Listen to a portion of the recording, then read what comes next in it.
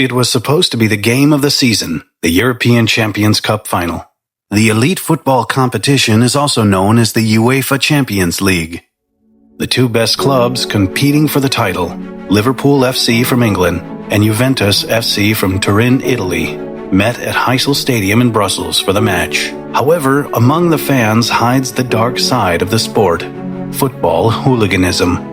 Football hooliganism has deep roots, starting in the 1980s. The decade was one of the most turbulent and violent periods in the country's history. The economy's decline caused many of the problems. Violence was everywhere. The conflict in Northern Ireland and the rise of neo-Nazi groups only contributed to the increase of aggressiveness in society. Football games were just a catalyst for the rebellion to be expressed. Street brawls between fans were common in England at the time. The 1985 FA Cup semi-final match between Liverpool and their bitter rivals Manchester United caused some of the worst violence the country has ever seen. Before that, Liverpool fans were involved in another incident during the European Champions Cup finals against the Italian team AC Roma. The match that took place in Rome was marked by severe clashes between the fans of the two clubs. Roma fans even stabbed one English fan with a stiletto. Then came Heysel. It was May 20. Where the dream meets the screen. Let's run it up like some kick-off. As the match is about to begin, tensions are running high between Liverpool and Juventus football fans at Heysel Stadium. A group of English fans has just breached the fence dividing them from Italian supporters. The police cannot restrain the charging Juventus fans, and within moments, the situation is out of control. A wall collapses. Hundreds of fans start falling over each other and are trampled. The Heysel Stadium disaster became known as one of the darkest chapters in sporting history. It was May 29th, 1985. The capital of Belgium, Brussels, welcomed fans from England and Italy. Interest in the match was high, and the city streets were swarming with fans drinking, singing, and having a good time. In the early afternoon, a river of people poured toward the Heysel Stadium. The organizer of the match, the Belgian Football Association, was aware of the dangers it could bring. The memory of last year's finals was fresh, and everyone wanted to avoid trouble.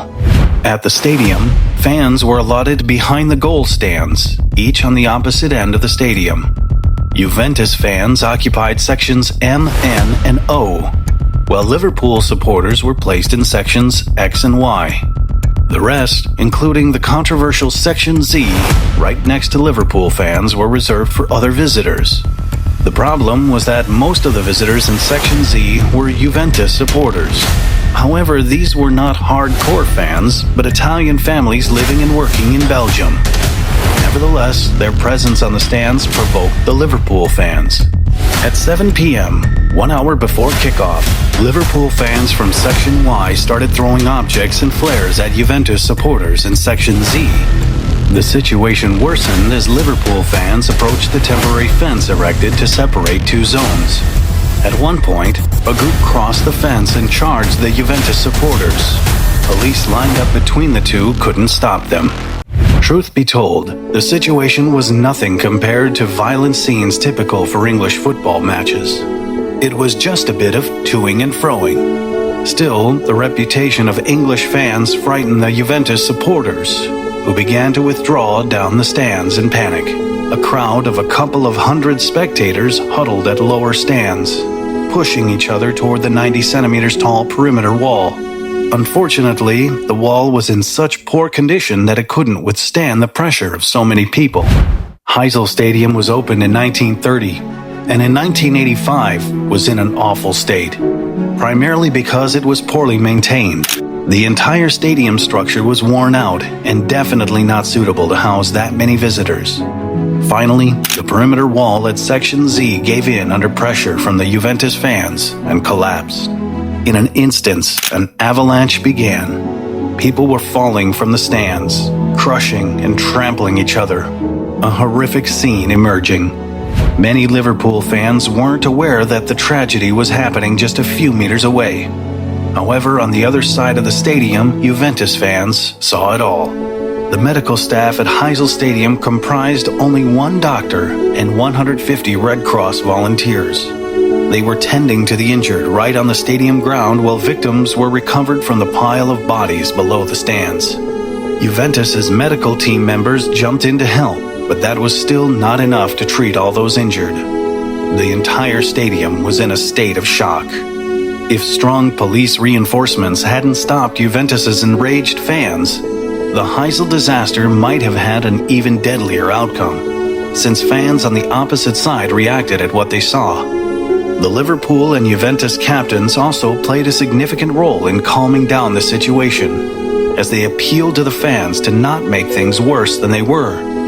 Players of both teams were severely distressed. No one felt like playing, even with the title of European champion at stake. But, quite surprisingly, match organizers decided to go ahead. They believed that if the match were cancelled or postponed, it would have caused discontent among the fans, resulting in riots in the stadium and the streets of Brussels. The match began with more than 90 minutes of delay in a surreal atmosphere. Players were running across the pitch, while on one side of the stadium, the police struggled to hold the Juventus fans within their stand, and on the other end, medics were still treating the injured. It took a long time to clear the ground from the fallen bodies, during which many victims died from suffocation.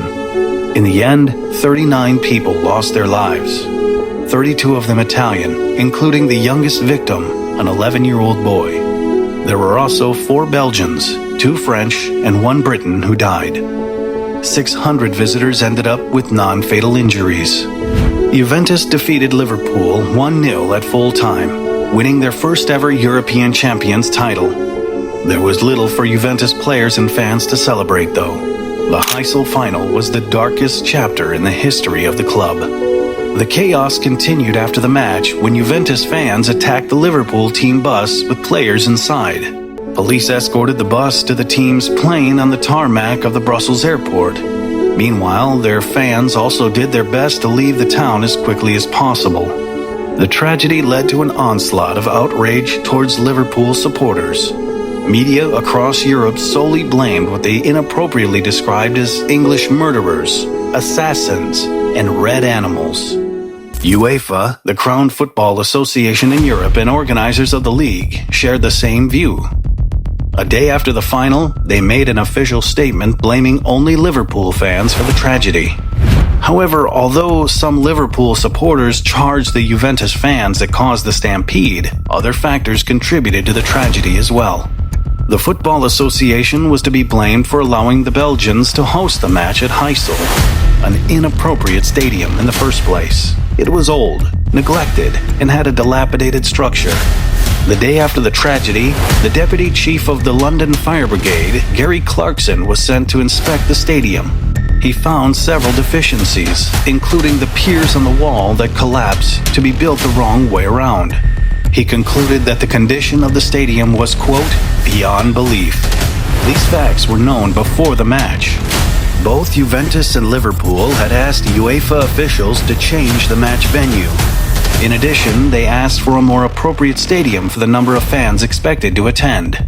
However, not only did UEFA officials deny their request, but they also failed to carry out a proper inspection of the stadium. As revealed later, the official examination lasted merely half an hour. The Belgian Football Association additionally failed to meet the expectations of organizing a match that was labeled as a high-risk event. Liverpool officials objected that Juventus supporters were allowed to fill Section Z right next to the Liverpool fan stands. They also objected that the number of police officers at the stands and the feeble protective barrier between the two sections were utterly inadequate. Aware of their fans' nature, they knew this meant trouble. But, most importantly, the deal was for Section Z to be allotted to Liverpool fans. The Belgians simply changed their minds before the game and put up the section tickets for unrestricted sale. What the Belgian police failed to do was to assign more men in the buffer zone between sections Z and Y. Once the Liverpool fans breached the fence, there were too few policemen on the stands, leaving them powerless in stopping them. Furthermore, the police captain assigned to control the Z section had no previous experience in policing football matches. All in all, the general handling of the situation and the communication between the police and match organizers were far below the necessary level. The Heysel tragedy consequences were crucial for football development in Europe. UEFA quickly punished the English clubs by setting up an indefinite ban on continental competitions. The ban was later limited to 5 years, with 1 extra year for Liverpool FC. Before the association imposed the ban, the English Football Association withdrew all its clubs from European competitions. The British Prime Minister, Margaret Thatcher, decided to take drastic measures in the war against hooliganism. Radical legislative changes resulted in the exile of hooligans from English stadiums. 26 people were arrested after the Heysel tragedy, and in September 1987 extradited to Belgium. The trial started on April 18, 1988, and ended 1 year later. 14 Liverpool fans were found guilty and sentenced to 3 years in prison for the manslaughter of 39 people. Police Captain Johan Mayhew, responsible for the Z section, was given a 9-month suspended sentence. In contrast, Secretary General of the Belgian Football Association, Albert Roosens, was sentenced to a 6-month suspended sentence, both of them for the offense of criminal negligence. The Heysel Stadium was shut down immediately after the tragedy. After being completely rebuilt, it was opened in 1995 under a new name, King Boudoir Stadium. However, older generations of football fans still remember it as Heysel, the venue where football died in 1985.